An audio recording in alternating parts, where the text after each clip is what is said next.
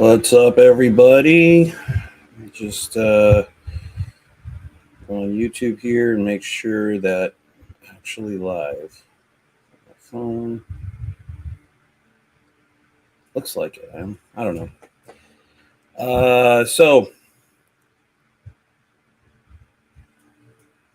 Yes.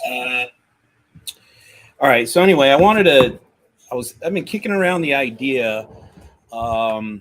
What's up, Ryan? If you're down for jumping in, Ranch and Hot Rods, what's happening? Bigfoot. Wow, everybody's jumping in. I threw the link in the comment section. What's up, Polly? I don't have a whole lot of time. I got to go pick up my kid from school, but I wanted to kind of talk about YouTube stuff a little bit. I've been kicking around the idea about doing this for a while. And house clean and break. Cool. I've learned a couple of things, and I'm thinking about doing this maybe a little bit regularly from time to time if there's enough YouTube guys out there, YouTube creators that have interest in that. What's up, Mofo? What's up, Ken? So one thing, as the YouTube creator or is doing this YouTube thing, it is very difficult to understand the algorithm in YouTube and trying to get it to take off, grow and all that kind of stuff. It seems like an enigma. But I ran across this video from channel makers. Let me share the screen a little bit, and I wanted to talk about it. Let's see if I can do this. All right. So if you see the channel makers video, this is pretty interesting because this guy basically has like a program. What's up, dude, Mopar? And you can sign up for it and all that stuff, but he basically has access to everybody's channels when they sign up. And he's kind of just through data collection kind of figured this out. So if you can imagine YouTube being this giant circle, and if you guys follow me, my rings thing, right? Where your most important cars are towards the center and less are out on the edge. This is not that, okay? So imagine YouTube is a big ring and it's got layers. So can you guys see the mouse when I'm pointing it over the screen? Hopefully you're seeing that. Just give me or maybe I got to do, oh, here we go. I got to do it on this side. All right, so, and dude, Mopar City saw this. It's actually pretty interesting. So if you imagine the ring, in his example, he's got sort of like a lawnmower deal, and lawnmowers is the example. So a full circle is all of YouTube. In these little arcs or little slithers of the circle, you have different genres. So in this case, we have like lawnmowers. So in the middle, take that back, in the example I'm showing on the screen here, he's got paints and paint supplies, but let me see if I can. Okay, so my bad. Come on. All right, so your channel is like this little circle here. We're all small YouTubers and stuff, and so when you put a YouTube video out, YouTube has an idea that the people that you like to watch your videos kind of hang out here. That's where they're located. In his example, out here is sort of more of a broad audience, and in closer is a more niche audience. So if in general, you start putting some videos out there, YouTube kind of gets an idea. These are the guys that like your stuff. Okay, so in his example, he's got how to paint, he's got paint supplies, and he's got how to paint fast or whatever. So you can see how they're all related, but at any given time, you might be into how to paint, and some other group of people is more interested in the paint supply side of things, right? So when YouTube puts a video out, it sort of plots here like this. And then what it does is it does some testing based on the strength of the people that normally watch your channel. It basically takes that data, and if it's a good response, then it's going to start testing. So then it'll puts like a little circle out over here and a little circle out here and here and here. And so what it's doing is it's spreading into different quadrants, and it's doing some testing. So whatever video you happen to put out, let's say in this signal that's more niche, you don't get a good response. And this signal where it's more how to paint, no response. And this side where it's more broad, how to paint, not a very good response. But this corner over here responds very well. Now it's like, okay, YouTube's getting an idea that your video is responding well in this direction. So then what it'll do is it'll start plotting over here. The circle will spread in this other direction. And then once it plots over here, it's going to do the same thing. It's going to kind of spread out this direction, that direction, and do some testing. And if it gets, say, a good response in this direction, then it's going to plot it even farther. And it kind of spreads, basically, which makes a lot of sense, because if you watch your algorithms, or I'm sorry, your data, get my phone out here real quick. When you go into your impressions and stuff like that, you'll notice that, let's say this video here,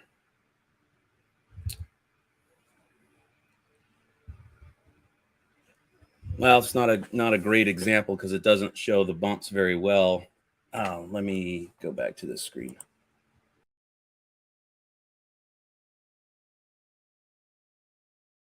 And stream, move. Okay.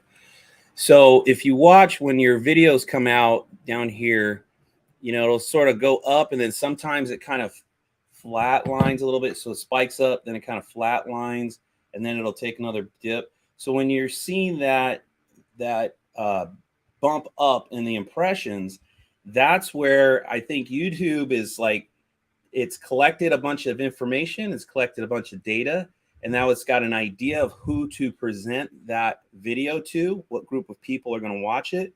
And then so that's where you get that bump. It's starting to spread it. What you don't see is that it's going to a different group than, say, your core, or a different group from leaning on, say, in this example, the speed of paint or how to paint, and it's on the paint supply side. So you don't see the direction it's going in, but somehow the algorithm is like, we think these guys are going to like it. And then you'll see in the graph, you'll see that kind of plateau a little bit, and then a day or two later, you'll see another bump if you have a good video. So when you see that second bump, that's them pushing it into another area. So as the video is out there and as it's being shown, it's going more broad and broader each time it does that. And so something else, and I'll try to be better, more prepared the next one of these that I do. But I've been collecting data on my own videos. And what I've noticed is, like, one of the most important things about the videos is retention. I honestly think it's everything. If you want your channel to succeed and to grow, you've got to get retention down. So one of the other important things, and I might be kind of going all over the place, I apologize for that, but I didn't really have, a good idea of what we were going to talk about, just kind of off the top of my head. But one of the other things, if you go into, Reach into your studio and you look at click-through rate, just want to talk about click-through rate really quick. I don't know, it's not really focusing. But anyway, your click-through rate has everything to do with your thumbnail and your title. And from what I understand, watching tons of YouTube videos from the gurus, is that you want to have that percentage to be 5% or higher. Okay. If you fall below 5%, that's an indicator that your thumbnail either sucks or the title sucks. So, in the future, we can get into like how we can make better thumbnails and titles. But for right now, just kind of talking about the analytics. So if you see that, unfortunately, you post a video, it takes 2 days before you start seeing some of this data, but that one you see right away. So if that number is really low right out the gate, like say in a day, I would suggest that you try to tweak your title or tweak the thumbnail, try to make it better to try to get that number higher. That's a number that's basically what draws people in. That's saying people are coming into your video. They're seeing your thumbnail there and they're going in. If you don't have that number high enough, like 5% or more, you're never going to get the people to see. You might have the best video in the world, but nobody will watch it because they're not being drawn in. So that's kind of number one. Number two is once they're in, the next thing is retention. And so let me just show you an example here. In fact, let me try to show you on the computer because I think it'll look better. So give me a second, bear with me. Let's see. I did Ruben's 20K challenge video, and that one is doing pretty well. So I think it'll be a good example. All right, so let me try sharing the screen real quick. Okay, hopefully that's big enough for you guys to see. So the important thing, so this is what I've been doing. I've been collecting data over time, okay? Because we glance at this stuff and we go, oh yeah, I got a 36.8% retention. Well, yeah, that's true. Right now you have that, but that is a fluid number. That number is changing all the time, okay?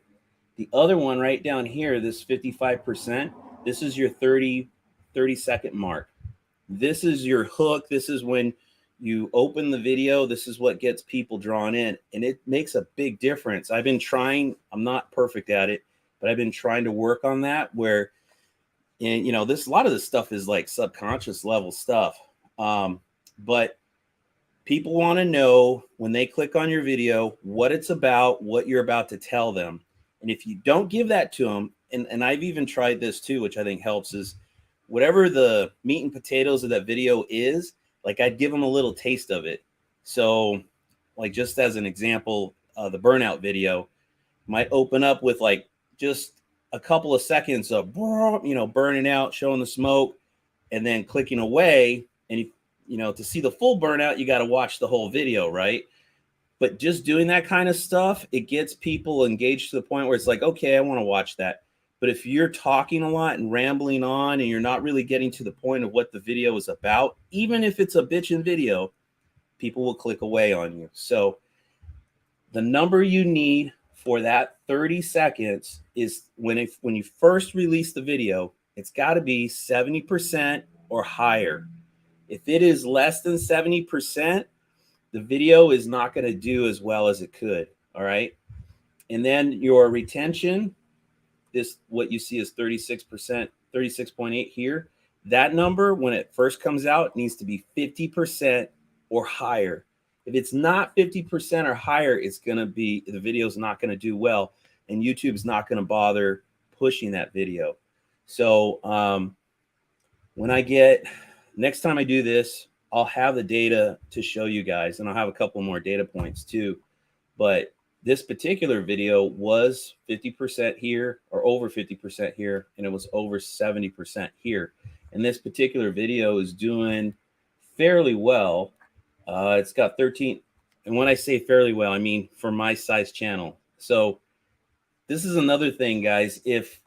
When you look at views, you cannot compare your views to somebody else. So like if you're looking at somebody else's channel and they have 10,000 subs and you have 2,000 subs, like, you know, close to what I got, that 1,300 number is good for my channel, but it's probably be a crappy number for the 10,000 sub channel. Okay. So it's relative. I'd only compare those if you're comparing to a channel similar to your size. So if you're 2,000 subs and that other channel's 2,000 subs and you're getting views, you know, one channel's got 200 views and the other channel's got 2,000 views, well, that's a pretty good indicator that's a crappy video versus a really good video. But so don't compare apples and oranges when it comes to different channels. All right, so when your video comes out, and these numbers, unfortunately, you can't see these numbers until 2 days after the video's out. It's YouTube's collecting data at that point. You're not going to see anything, and you're not going to see retention numbers until 2 days later. But if they come out and you see those numbers high, that video is going to do okay. And unfortunately, if you're going to explore this on your own and try to collect this data or monitor your own channels, be sure like every day you take a reading, So I did like this spreadsheet where I record the retention, overall retention, the first 30 seconds retention, and then I also record impressions.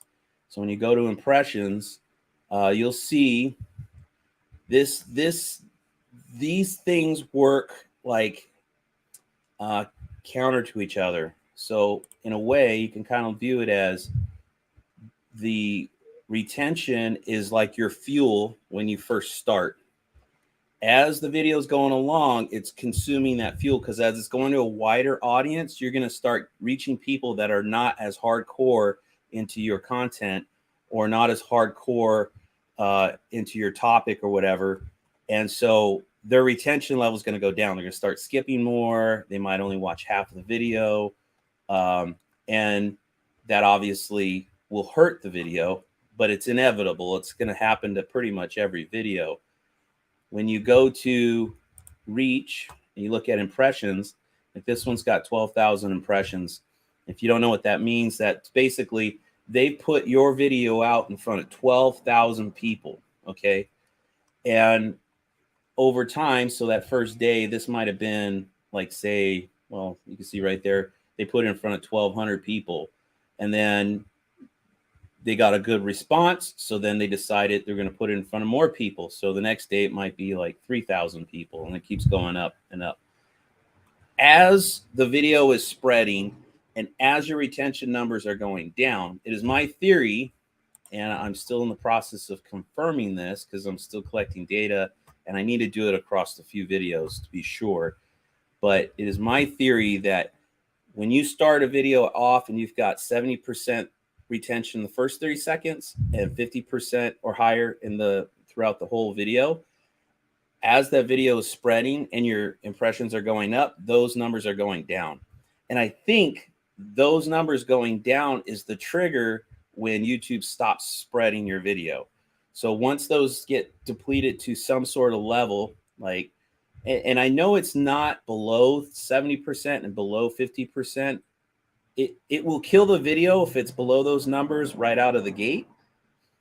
But I don't know how long it goes. I think it gives you a little bit of time because it's doing some testing, trying to figure things out. So I think if you can get out of the gate the first couple of days above 70 and 50, you'll get good results. But at some point it's going to deplete, and then YouTube's like, all right, we're done. The video is not doing as well anymore, so we're finished spreading it, because now we're going to go after these kick-ass channels that have much higher numbers, and we're going to spread those videos to our audience. So does anybody have any comments or questions on anything that I said or showed you? Let's see. Crashes Roadrunner Garage, always good to learn this stuff. Yeah, man, I'm trying. I've been doing this YouTube channel for about 2 years or so, and there's people doing it in less time that are way bigger than me. So I obviously don't have it figured out, but I've been trying really hard. Ken says, "Oh, wave your shirt to Donut Derelicts in Huntington Beach on Saturday. See if you get a bump." Thanks, Ken. I appreciate that. King Eric, the greatest of all. How's it going, man? Dirty Mike and the boys. So like in apples to apples. Yeah, just make sure if you're comparing yourself to other people's channels, like honestly, for my channel, if I get over 500 views on a video, I consider that a pretty good video. If I get below 500, I consider that a not so good video. but that doesn't mean anything to the guy that's got a 10,000 sub channel. I mean, that's like, if you got those kind of numbers, it's really crappy. But like, if you got, say, 500, I mean, if you were like my channel and you got over 500, you can't look at that as that's a bad thing. That's actually okay. It's actually a pretty decent thing you got going on there. Let's see. Who's your, I guess the real question is, if you have good click-through, what makes our editing a winner for better retention? There's a formula for different style channels. Yeah, that's a good point. And that a lot of that has to do with your viewers. So for example, if you have a younger audience, the younger generation likes stuff like super fast. So you want to have like J cuts where it's like you're not breathing. If I'm just BSing with you guys and talking, there's like gaps between the words. They chop all that stuff out. They want everything lightning fast. The older guys, most of the guys that watch my channel, they don't like that stuff as much, but there is some sort of balance. And I have been trying to cut out all of the unnecessary ums and ahs and gaps to try to just save time. So what can you do in your editing to make it a winner? Man, that's the $1 million question. But if there's any young, or I should say newer channels in here, one thing I heard, I don't know if I should say his name. I'll just say it. I heard Uncle Tony say one time. So, I mean, I know there's a lot of Uncle Tony lovers out there and Uncle Tony haters out there. So, but I think he was right in this regard. If you're a new channel getting out there, people don't know who you are. They don't know what your stuff is. And you got to understand that they will not give you, viewers are not going to cut you any slack. They're not going to take a chance on you as much as an established channel or somebody that they've got to know, right? So if you're a newer channel, what I would say is try to, and this is what Uncle Tony said, make your videos as short as possible. Now, I know if you are at a point where you're monetized or you're trying to get monetized or you want your videos to be monetized in the future, just know that you got to have, I think it's 8 minutes or more in order to get your channel, in order to get paid for those videos. So if it's, or to have commercials on your videos, I should say. So if it's shorter than that, you're not going to get any kind of money for it. But I think when you're starting off, what you got to realize is your videos are going to be shit when they're coming out at first anyway. So, excuse me, more than likely, when you get to a point where you're monetized, those videos aren't going to make you any money anyhow. So I wouldn't worry about it. It's a personal thing. I'm not a big believer in shorts. I think it works for some people and certain channels and topics and stuff like that. I think you got to post a lot in order to make it very viable. And I mean a lot, like probably 2 to 3 videos a day in order to get out there to cast those nets to try to get people in. That's kind of my understanding of it. I don't have that kind of time. And I know the few shorts that I put out there, they don't respond well. So I don't even bother with them. I don't waste my time on them. Let's see. This is Mofo. I definitely don't have it figured out myself. Hey, man, I'm with you. I'm in the same boat. It's like, it's inching forward. Something else too, I just want to say, I've been looking for the magic bullet for a long time and I have yet to find it. So I honestly think that there's not like one thing you're going to figure out or get and then get explosive growth per se. If that ever happens to me, then I'll definitely let you guys know. But hasn't happened yet. And I've tried a lot of different things, and a lot of different things will work and a lot of different things don't. Or maybe they do, they just didn't on that video. So there's a lot of moving parts to this, but man, as many guys that are in here right now, looks like you guys are all hungry for this stuff. So I might do this on a regular basis and maybe we can, talk about this stuff more and maybe try to up our game, our YouTube game, Okay, mostly old parts and rust. Hello, everybody. What's up? Talking Mopars. That's Chris Albrecht. Have you discussed this theory with a larger channel? I have not, but I don't really know any larger channels. I don't have any open dialogue with any larger channels. So I do have some larger channels than mine, friends that are, you know, let's say close to the 10 to 20,000 range, and they're kind of in the same boat I am. They're I think their particular channels and their particular content, it lends well to them just having a better result than say my channel. But I don't think they have anything necessarily more figured out than I do. You know, I think they're in the same boat. And I think if we all figured it out, like those guys would get way more explosive growth, more than likely, probably a lot bigger than my channel can ever get. Mofo Driver, hey old parts. Renegade says, hey everyone, mostly old parts. Hey Mofo. Hey Renegade, hey Mofo. Hey DRC. He said, hey Johnny. Ruben says, yo cool peoples. Mofo, hey Ruben. Hi Ruben, what's up guys? Hello all. I will refrain from any input on this subject. I can't get a sub to save my life right now. That was Ruben. Thanks for running this topic. It is worth adding overlays to your top video to try push views to is it worth adding overlays to your top video to try to push views to other content?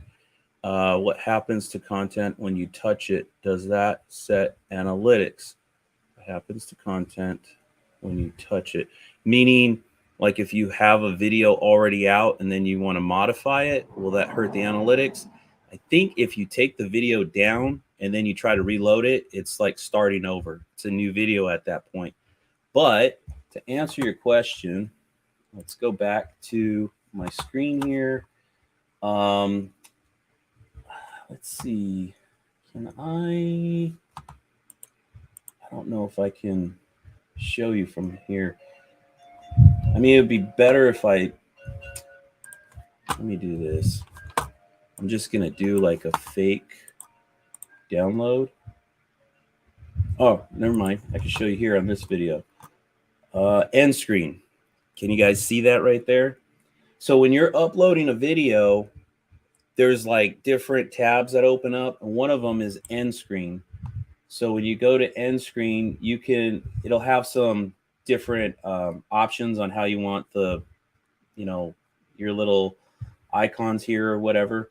And you could actually like click on this, and then you could click on your videos, and you could actually pick a video that you want to promote. So like let's say you had a really good banger video somewhere, and you're like, well, to promote your channel, you want them to click on it. Yes, you could click here, and then that video will be there. So when this video is ending and it gets to the end screen, you're hoping the viewers click on it. I would say within your videos, I've seen other people do it. I haven't really done it yet. I'm not very good at planning stuff out, but if you had that banger video, in your video you're releasing, you could say when it gets closer to the end or something like, hey, I've got this really cool video where I did these cool burnouts or whatever it is. Just click here, like click on the end screen. And then when they click on it, that will take them to that other video.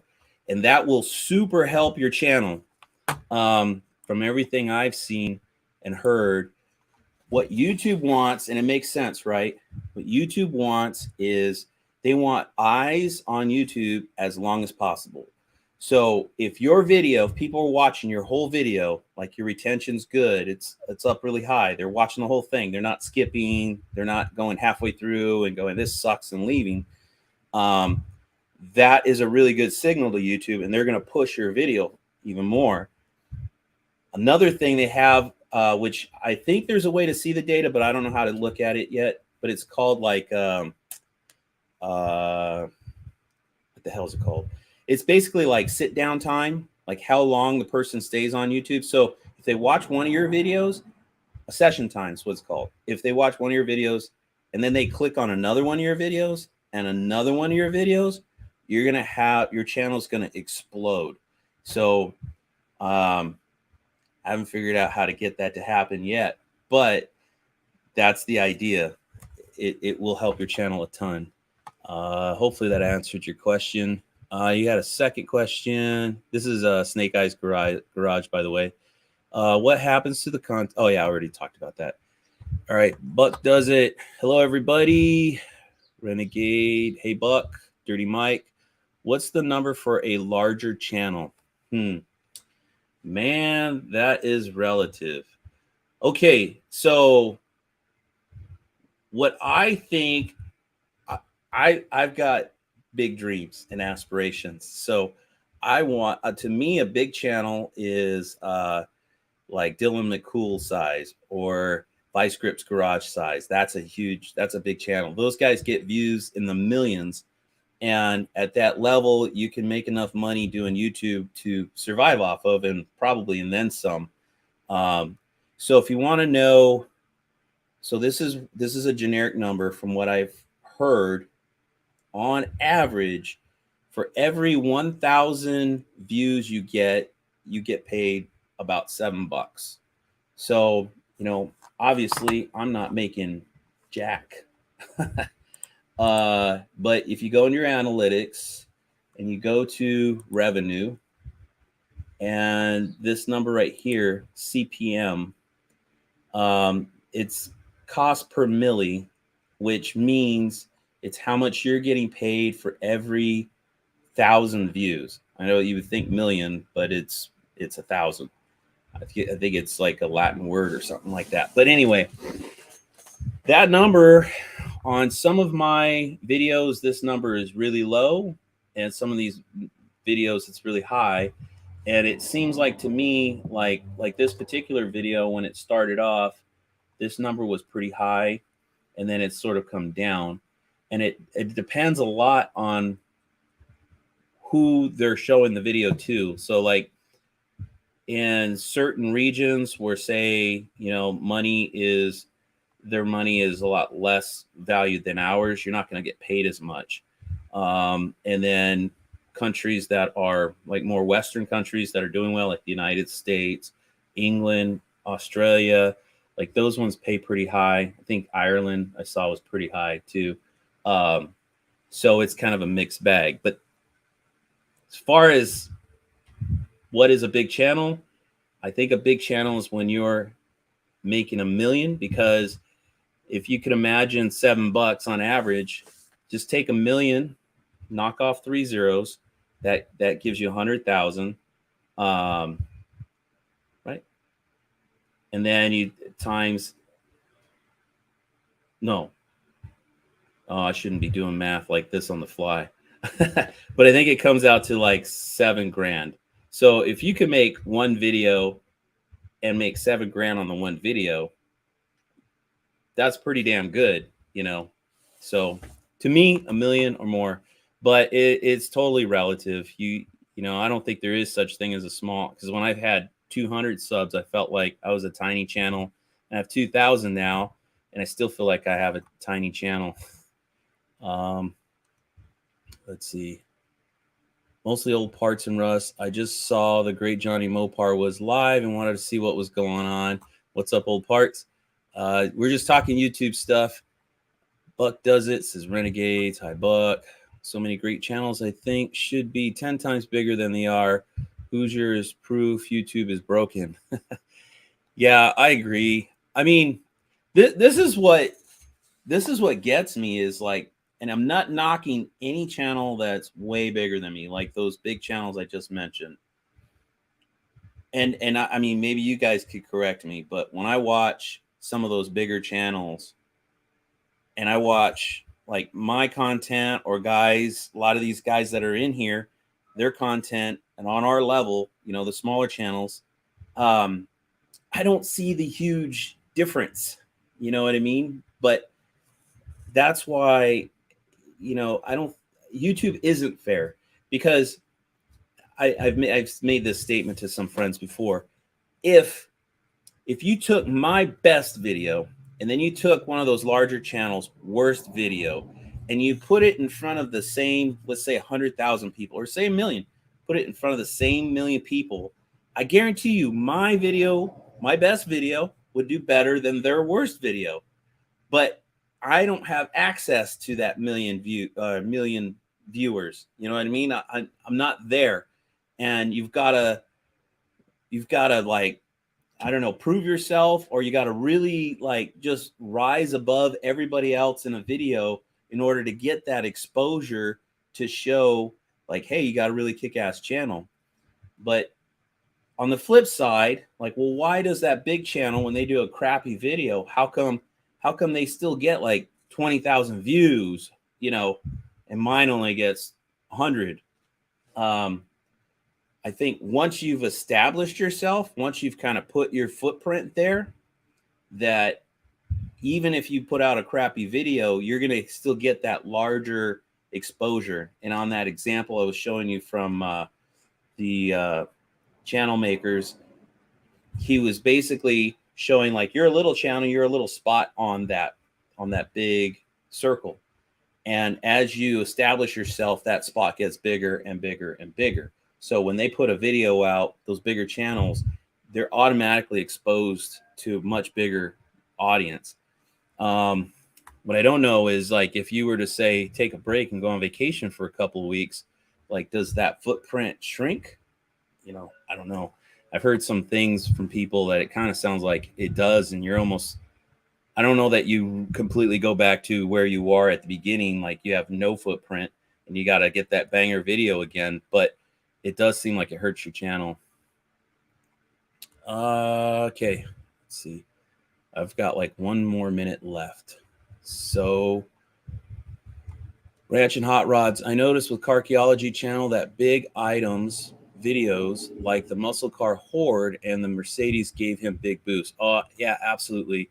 That kind of stuff. I mean, if you can have something that is extraordinary like that, you're going to get a huge boost. But as a small channel, I would say, like, I don't know that I would probably be ready for something like that now, I think. But a year ago, what I was doing, I thought I was making good videos, but when I go back and look, it's like, oh yeah, I've improved a lot. And so if you get a big boost like that, I think to keep them, you got to keep either having extraordinary things like that, or you got to have the skills to make good videos and good content to keep people engaged. Full Throttle, what's up, dude? Hey, dudes and dudettes, my beef with YouTube, the way they randomly scrub new subs. Yeah, I've seen that happen. I've actually subbed to some channels, and it was funny because I was on John Wilburn's live one time, and I joked that I said, well, I guess I'll go ahead and sub. And then I looked and I wasn't subbed, but I know I was. So it somehow does scrub you. Renegade says, Full Throttle kind of guy. Ranch and Hot Rod, he's saying hi to everybody. Yeah, that's my Ruben says that's my problem. I'm getting 60 to 70 subs a month, but looks like I'm losing 20 to 30 a month, so you don't get anywhere. Yeah, we got to figure out how to keep them, man. Daniel says, what's up, Johnny? What's going on, Daniel? Meanwhile, PDP takes a dump and gets 2 million views. Oh, PewDiePie takes a dump. Yeah, he's huge channel.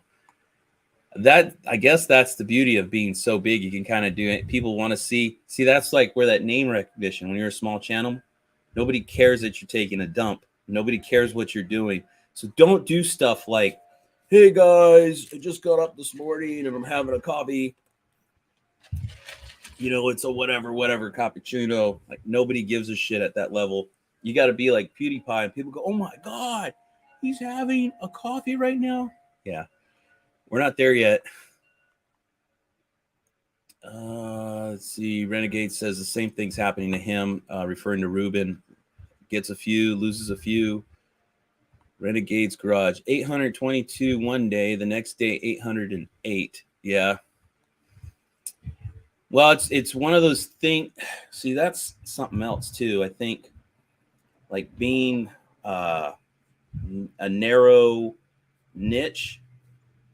What I think sucks about YouTube is I feel like, see, to me, the hobby is car shows, drag racing, car restoration, car builds, painting, mechanical stuff, hot rodding, like all that stuff is the hobby. But YouTube doesn't understand that. And so what I've seen, or what I think happens, is like if I put a YouTube video out there and let's say I'm walking through a car show or something and I get a good response and that video does pretty well. And then the very next video I'm doing a suspension change on a car, doing all this mechanical stuff. YouTube sees those two things as being completely different. And it kind of makes sense in a way that, there's viewers out there. It's like, I don't want to see wrenching on a car. I just want to see finished cars at a car show. So when YouTube takes that second video of doing a suspension rebuild and puts it in front of all those guys that responded well to the car show video, it doesn't do well because they're like, I don't want to watch that. And so I don't know how to try to get YouTube to understand these are all part of the same hobby. And I think there's enough overlap. Maybe when you're a bigger channel, you could get away with doing those multiple things, but I don't know, just pay attention to that and see if you can try to narrow it down to where you're doing one kind of thing all the time, or you're taking those different things and trying to incorporate it into like one umbrella. Like this is a classic car thing. I am over at a car show, this classic car thing. Oh, I'm working on my front suspension, classic car thing. I'm not sure I figured that out yet myself, but something to think about. Let's see. Heard if you could get one viewer to watch 3 videos in a row, it triggers, wakes up the algorithm, and pushes your stuff more. I don't know if 2 or 3 is the magic number, Ruben, but I definitely heard that if you could get them, this is another thing too, you should probably consider, guys, is I've kind of been thinking about a lot more.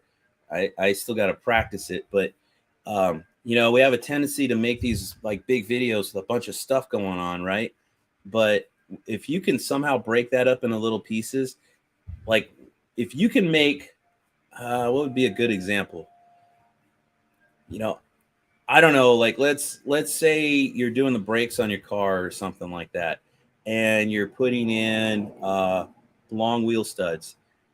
You could do one video where you're doing long wheel studs. You're doing let's say the brakes on the back, you're converting to disc brakes on the front, whatever. There's like 3 things going on, but you could do one video, all that, and it turns out to be a half-hour long video.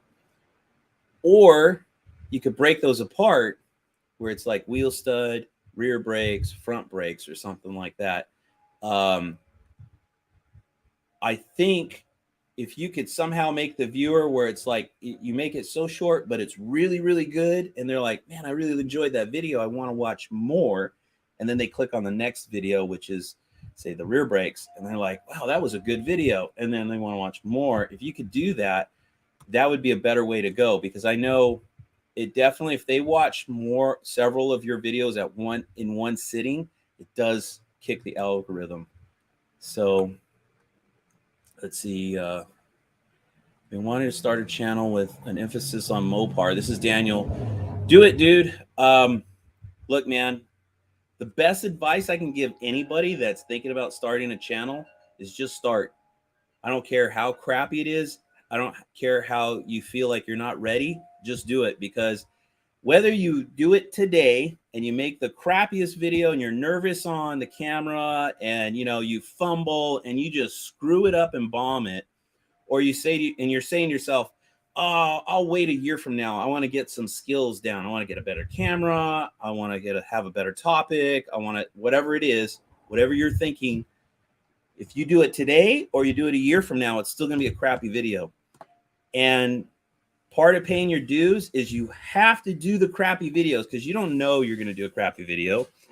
Even when you do the crappy video, you don't think they're that crappy until you start getting good at it. And down the road, you look back and you go, oh, yeah, man, I made a lot of improvements. So definitely just jump in and go, dude. I'm telling you, don't worry about making a crappy video. Don't worry about making the best videos. Just do it. You'll get in there, get your feet wet. And if, dude, you guys, I mean, I'm no expert, right? I got about 2,000 subs, but if you're starting off, I've walked the path from 0 to 2,000. So I can help you guys at least to that level. And if you guys have any questions or, you want any tips or anything, definitely reach out to me. You can message me, I think, either on videos or through the, wherever I posted this thing. I've freaking drawn a blank on it. Sorry. On the community board, all right. A bunch of people just saying, hey. Hoosier says, I get a lot of Western European viewers. Huh, interesting.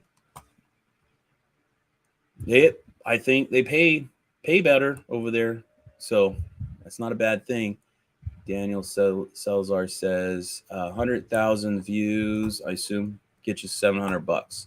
Yeah, I think that's right. And then I think, yeah, and then so 1 million views would get you $7,000.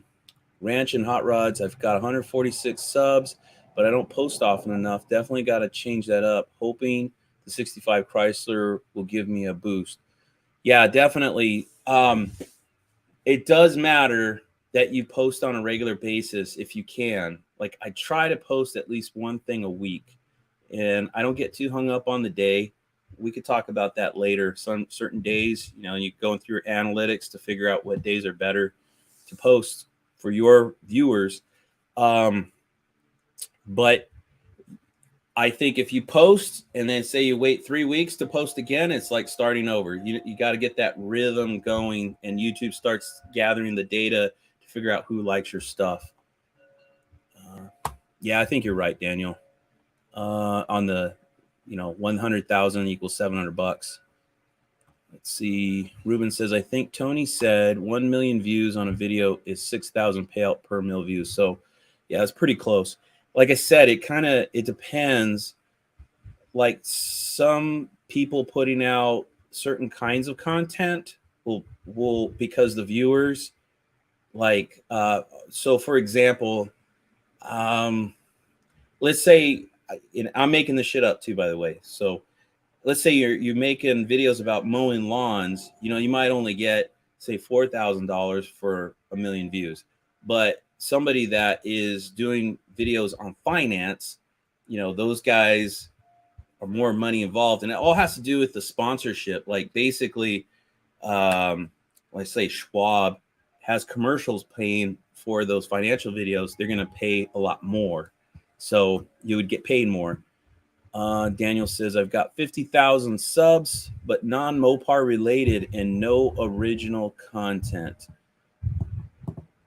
So are you like doing reposting of other content or something like that? Yeah, that's a tough one, Daniel. I don't know. I think if you want to do a Mopar channel, I think you should start from scratch, like start a new channel, just Mopar related. I mean, you could always mention your other channel that just to see if there's any Mopar guys to come over, or maybe they're into you and your kind of style and they might come over. But I think if you put the Mopar stuff in that channel, you may lose some of your subs there because it's going to confuse the algorithm, and then they're going to go like, oh, these guys don't like this stuff anymore, and then pull away. And so, yeah, I would definitely keep it separate. Mopar Nut, what's up, man? Okay. Oops. Everybody's saying what's up. Target Wheel says your General Mayhem video should be your biggest. Yeah, I know, man. It's one of those things, and unfortunately, I made that video. I feel like I've learned a lot more now than I knew then. So maybe I should remake that video, because I think that one definitely does well relative to my channel, because the General Mayhem is search term wise, it comes up a lot. But you know, the way I see it from what I've experienced, like when you're putting a video out there, the video has like 2 days to a week to really make a difference for your channel. Once it gets past that, it's like it just doesn't matter. You know, it doesn't, YouTube is not going to push it anymore, and it's not going to be as visible. It's still going to be out there. People stumble on it, they'll search, they might find it and all that stuff, but it will never have the chance to, I shouldn't say never. It has its greatest chance of exploding within that first 2 days to a week. So if it doesn't happen within that time frame, it can happen 10 years from now or 5 years from now, but you know, more than likely it won't happen. So let's see. Sean, Fatty Tire Guy, Thomas, I was almost 300, then back down to 240s. Man, bummer. Yeah, that's probably one of those deals where you put a certain kind of video out, and then you put another video out that was, or several videos that were a little bit different, and you lost those guys because they're there to see that first style of stuff, and then you put something a little different and you lost them, you know. Ruben says, when your channel's so small, you notice you're losing subs and know the guys that you're losing. Oh man, that small channel life is too funny. John Mouts, what's up? Man, people are saying hi. Mofo says, I really do it for fun. Sure, it'd be nice to have 1,000 subs, but I can't even get 100 after a year and a half, probably because I don't have the car knowledge most of you guys have.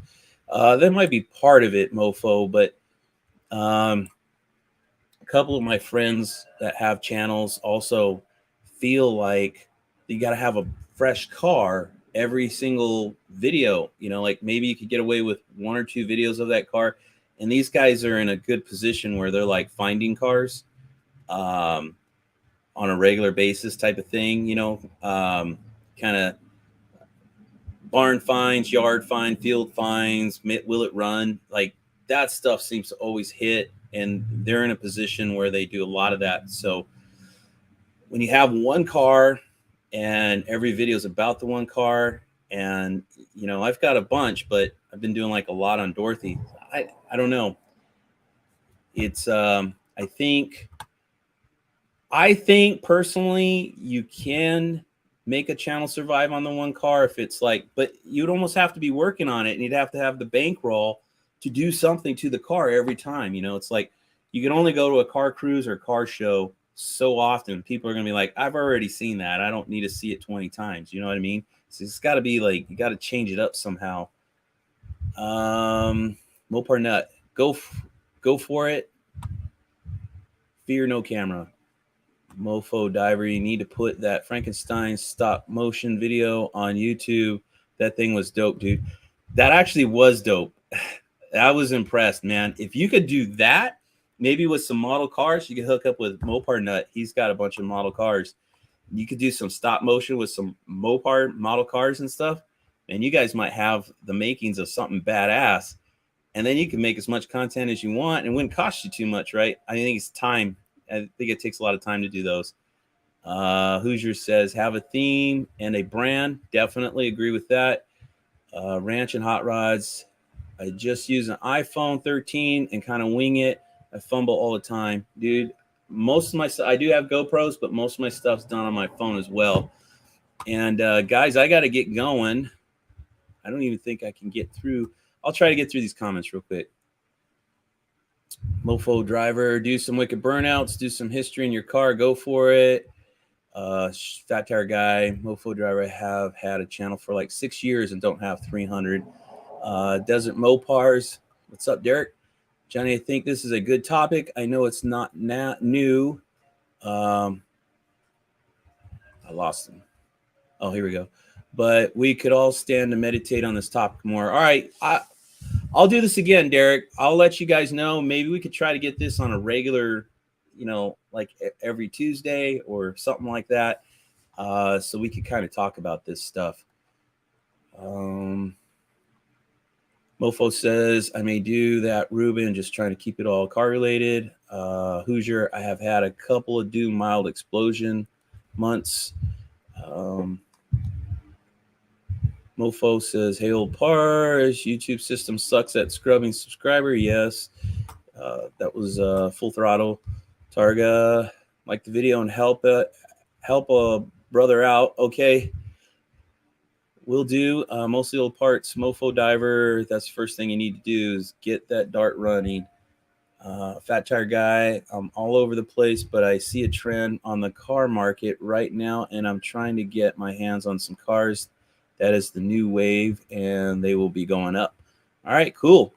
Ruben, me and Derek have talked about the one car show and what it relates to and how several times laughed my ass off. Full throttle, I need to get a new phone and find some strippers to get some hits. Dude, I did a video on removing the hot water nipple from the water pump housing, and nipple was a big score. So that video did well. It's funny. Mopar nut, paint strippers, mostly old parts and rust. I think it's a great topic. We need to talk about it some more. All right, guys, I got to cut out. I got to go pick up my kid from school. It was nice chatting with you guys. We will do this again for sure.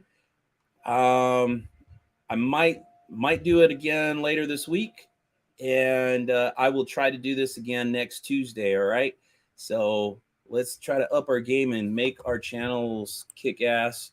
Sorry, I had that screen up. I got to get better at this live stuff. I'm not even good at this live crap either. So peace out, guys. We'll talk to you later.